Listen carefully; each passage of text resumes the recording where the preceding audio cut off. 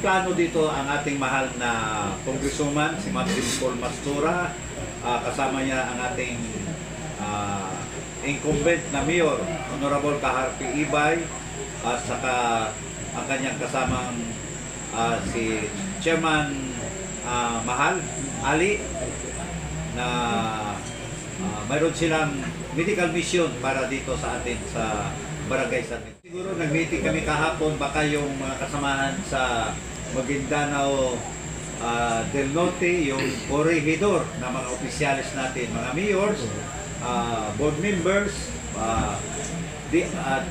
darating sila bukas sa Sabado dito sa atin sa Barangay Sarmiento. Kasi mayroon tayong mga darating na medical mission, bali na-disseminate na sa ating mga purok leaders, sa ating mga organisasyon na nandito sa Barangay Sarmiento, na ano ito, big time na medical mission. Kailangan yung aking mga constituent dito sa Barangay Sarmiento na kung pwede 2,500 to 3,000 kailangan magdalo sila dito, kasi sa tingin ko, kasi malaking barangay ito, kaya-kaya namin. Kay nakausap namin si Ma'am Diyosa, yung staff ni Ma'am Dimple Mastura, na nakaprepare sila na para pagdating dito sa Sabado, hindi makulang yung kanilang dalahin na ano ito, para sa mga medisina.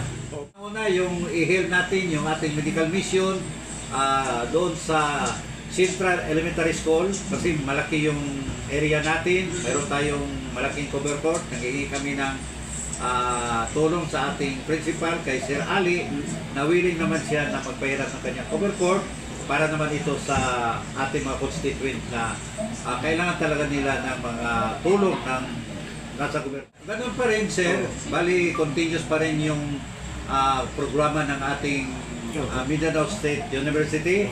Mayroon ng mga ano sila, may mga kurso na, at saka marami ng mga estudyante ang ating MSU campus. Sa aking mga constituent dito sa Barangay Sarmiento, siguro ngayong Sabado, mga darating na Sabado, November 30, alas 8 na umaga, punta kayo sa Central Elementary School, kasi doon natin i-held yung ating medical mission, yung ating mga serbisyo na ibibigay ng ating mahal na congressman at saka ni incumbent Honorable Kaharpi Ibay. Ito yung sumusunod: libreng tuli, libreng consultation, general medicine. Sa atin pa, yun ang sinabi ko, na kailangan talaga yung general medicine, kasi yun ang need talaga ng ating mga tao. Yung mga portal ba dyan, mga newsip, na yun talaga ang kailangan sa mga yung mga maliitan na mga problema sa kanilang tahanan. Mayroon rin tayong dental, feeding program, libreng slippers, foot reflex, mayroon rin tayo libreng kubit. Mayroon tayo. Mayroon din tayong libreng pedicure o manicure. At saka pinaka-importante, yung ating live band. Mayroon tayo doon. Kaya mayroon din tayo yung mga, kahit papano, mayroon tayong nahanda na pagkain ng ating mga ng ating mga constituent, na kahit papaano maghintay sila doon, kasi alam ko talaga na marami ang magpunta. Mayroon din sila makain na para sa kanila.